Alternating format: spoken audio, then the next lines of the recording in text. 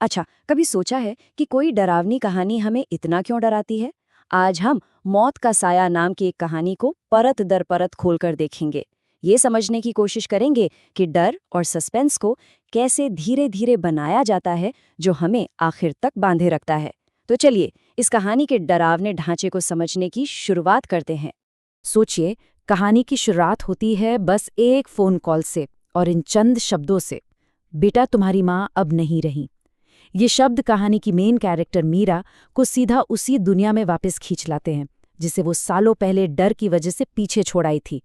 यहीं से उस टेंशन की नींव रखी जाती है जो पूरी कहानी में बढ़ती ही चली जाएगी। तो कहानी का जो पहला हिस्सा है उसे हम कह सकते हैं अनिश्चित वापसी। ये वो स्टेज है जहां मीरा को मजबूरी में अपने उस अतीत का सामना करना पड़ता है जिससे वो हमेशा से भागती आई है।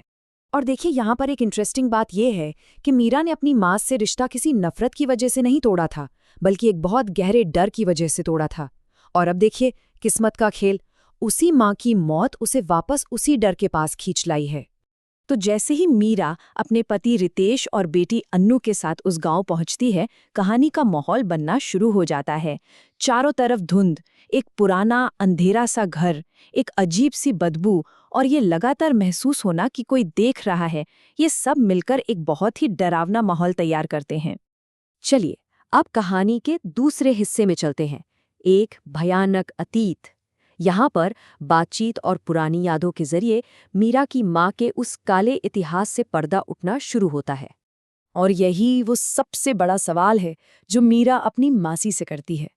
यहीं से कहानी का असली रहस्य खुलना शुरू होता है। ये एक सवाल ही पूरी कहानी को उन भयानक घटनाओं की तरफ मोड़ देता है जो आगे होने वाली हैं। ये स्लाइड दिखाती है कि कैसे मीरा की पूरी दुनिया ही पलट गई। एक हंसता खेलता परिवार, और फिर धीरे धीरे सब कुछ डर के अंधेरे में डूब गया, जहां एक बच्ची अपनी ही माँ के साये से कांपने लगती है। यही वो खौफनाक बदलाव है जो इस कहानी के सेंटर में है।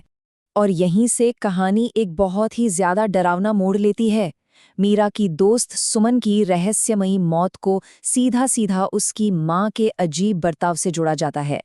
और जब पता चलता है कि सुमन के शरीर में जैसे खून ही नहीं था, तो कहानी में एक भयानक सुपरनैचुरल एंगल भी जुड़ जाता है।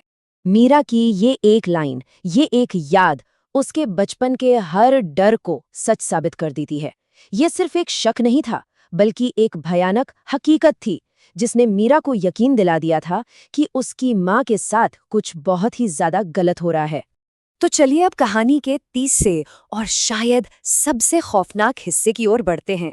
यहाँ जो डर अब तक सिर्फ मन में था, वो एक भयानक हकीकत बनकर सामने आता है। कहानी का क्लाइमैक्स अब यहाँ से बनना शुरू होता है। सोचिए, आधी रात का वक्त है और मीरा के कमरे के कोने से किसी के सिसकने की, रोने की एक धीमी सी दिल चीर देने वाली आवाज आती है। ये आवाज टेंशन को एकदम पीक पर ले जाने की शुरुआत है।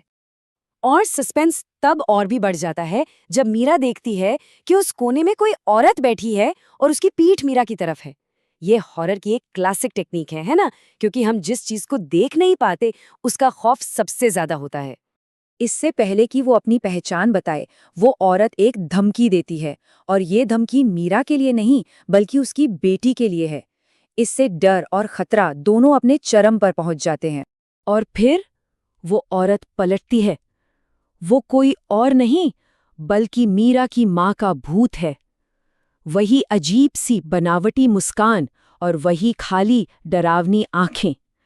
मीरा का जो सबसे बुरा दबा हुआ सपना था, वो अब उसकी आंखों के सामने था। अब यहाँ से कहानी में एक बहुत बड़ा शिफ्ट आता है।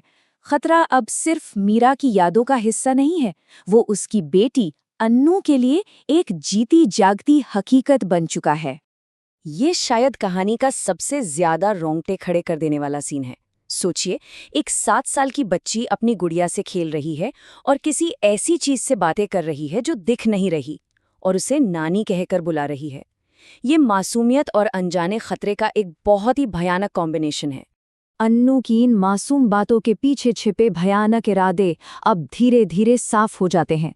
वो भूत सिर्फ अन्नू को नहीं चाहता, बल्कि वो पूरे परिवार को उस घर में हमेशा के लिए कैद करना चाहता है, अपनी दुनिया का हिस्सा बनाना चाहता है।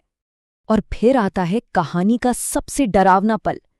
अन्नू के ये मासूम से शब्द इस बात को कन्फर्म कर देते हैं कि वो भूत ठीक उसी वक्त मीरा के ठीक पीछे खड़ा है।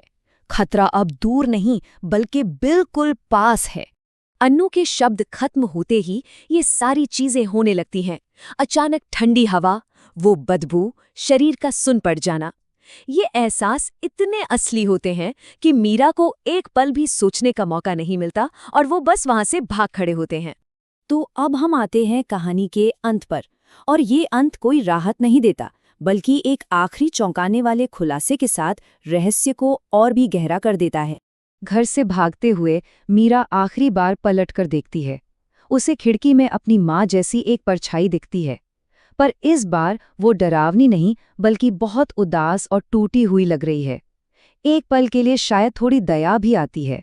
और ठीक उसी पल उस उदास परछाई के पीछे से एक और ज्यादा भयानक चेहरा सामने आता है। ये ट्विस्ट पूरी कहानी का मतलब ही बदल कर रख देता है। तो आखिर में ये कहानी हमें एक सवाल के साथ छोड़ जाती है। क्या वो साया वाकई मीरा की माँ का था, या फिर उसकी माँ खुद किसी और भयानक ताकत का सिर्फ एक मोहरा थी, एक शिकार थी?